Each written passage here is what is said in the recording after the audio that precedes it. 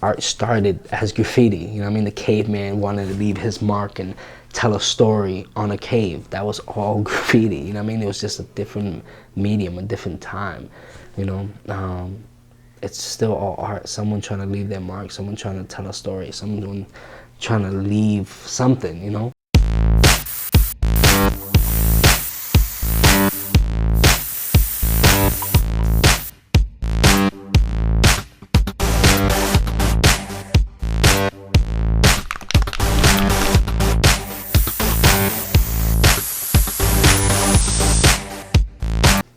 I scout a lot of walls, a lot of spaces, and I'll walk, whatever I'm doing, walk, ride a bike, drive, and I'll sit in the space. And I just watch the people who are in that space, you know, their dogs, their kids, and I just kind of get the vibe and the energy for the space. And once I do that, I start coming up with ideas that's kind of gonna cater to that area. I don't like just putting anything up just to put it up. You know, I like to be thinking of the people who live in that area, people who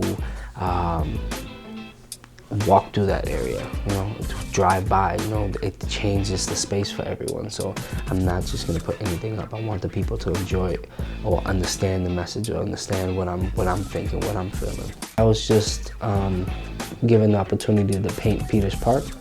So there was a call for artists to submit work to get this grant to paint this space.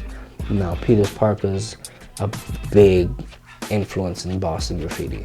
The ALA crew ran that wall for 15 years, and that space is one of the walls that I studied all the time because the work that was always on there, the walls was constantly changing. So there was 2 walls, and both sides were always being painted. And it's just the work, the quality of work, the one up on there is just amazing. So, you know, every time it was changed and I heard it was changed, I was there studying the marks and studying what they did. So to be able to paint that wall, those walls was torn down. There was another one built and moved slightly over to the side. But ALA still controlled the wall for a long time. So to be able to be granted the opportunity to paint that wall, it's just a blessing. So that's probably the biggest project I'm working on now. Something I've been studying for years, and first time being able to paint on the wall, it's just like a kid in a candy store. I'm like nervous to start, but I'm like excited to do it, you know. So impact-wise, honestly, I want my art to do what some of the work that I studied did for me. You know, in the back of the school, the 3 murals that were there originally when I was a student were done by Vexer, Hops, and T-Chug. And more Hops than any of the other 2 was a big influence in what I wanted to do as a kid, because he like incorporated, he'll make his letters out of a character.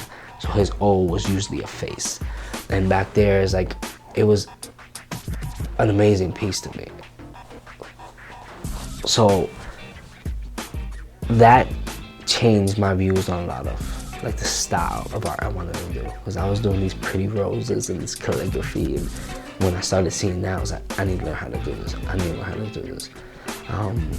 And it's crazy because I've actually had the opportunity to paint with Vexer at an event, and I've invited Hops, which is the biggest influence out of all 3 of them, to come out and paint that space again. So hopefully this summer we can get him to come out here and paint that space. He actually moved to New York now, so